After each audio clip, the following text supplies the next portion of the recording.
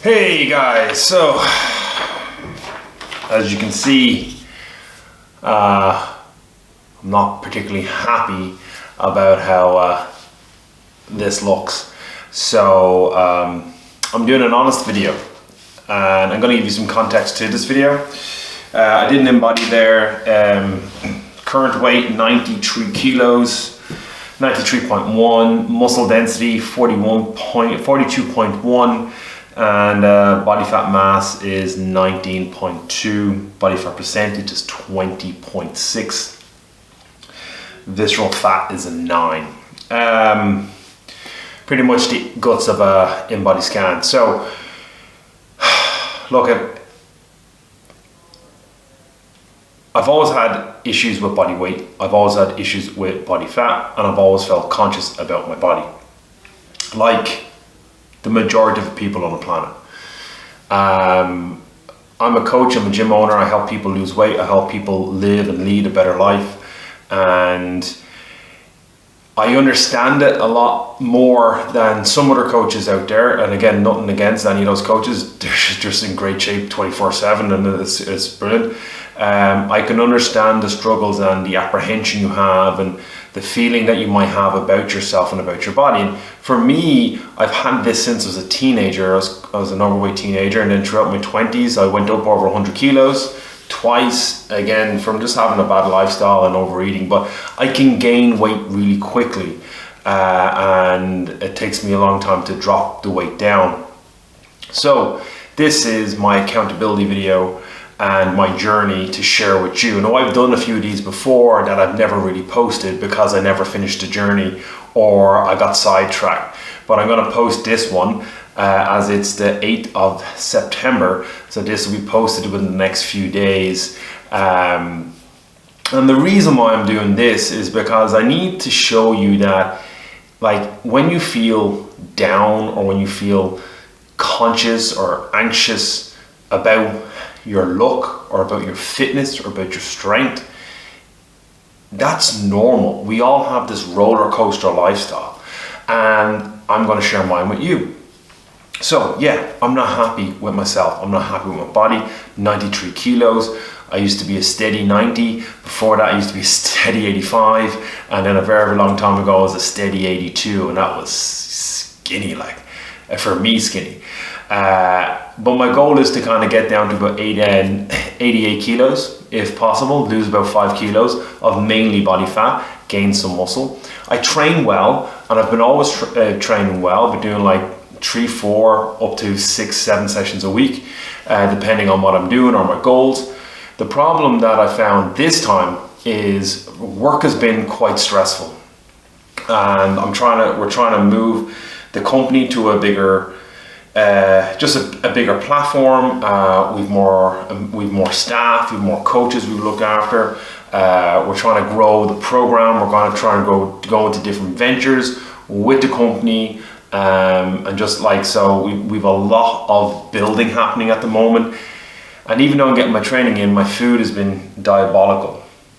And especially where my big downfall is that I can go all day eating healthy, and as soon as I get home, as soon as the kids go to bed, I can just indulge big time. And it's like as that if there's a packet of cookies there, I won't just have one. And like I have to remove it from my life to get away from it. But I'm gonna try, like, this is the thing, is like I shouldn't have to remove things from my life, and I don't believe you should have to remove things from your life all the time.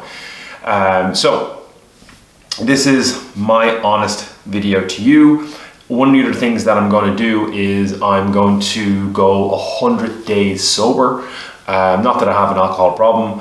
Well, depending, if you talk to Susan, she might think that when I do drink, I do have an alcohol problem, because I don't have an off switch. I have a let's keep going switch, in for the penny, in for the pound kind of switch, which I tend to have.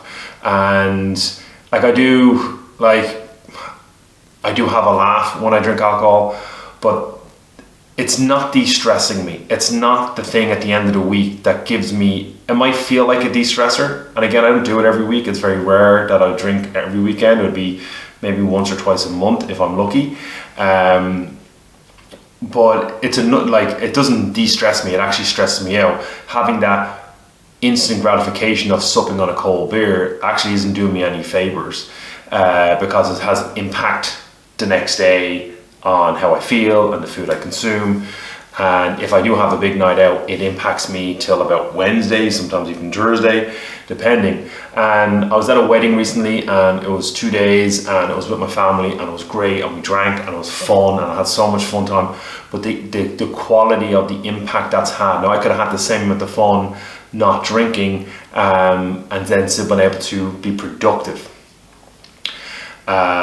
So my goal is to give up alcohol for 100 days, because what I want to do is I want to see how much I can impact my body, but how much I can impact my work and my family in a positive way when I don't have those 2 or 3 days where I can't function.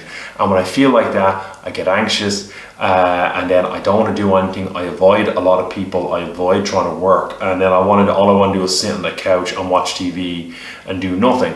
And I'm sure people can relate to this, and I don't like feeling like that. And for a few hours out or a night out, to have 2 or 3 days of that just isn't worth it. So that's the reason why I'm going to cut off alcohol. My training, I'm going to be, like, again, continuing what I'm doing. I'm training between 4 to 5, 6 times a week. I do 4 gym sessions, and I do a couple of runs. So I'm happy just continuing on with that. And then I'm going to start bringing in my diet. Now, I'm not a fan of going extreme or strict, only if there's like an event or there's a timeline on it, and there's no timeline on this. This is just getting back on track to where I want to be. So my biggest downfall is nighttime eating, and that's the one thing I want to cut out. The problem, the issue that I do have, and this is one obstacle I must overcome, is that I don't get enough sleep. And it's not because I get up early. I get up early because I choose to get up early. But I have a beautiful, stunning little daughter who, since her birth, has, I think, slept once without waking up. Even, for example, last night she woke up 5 times, and we're all up because she's in her room.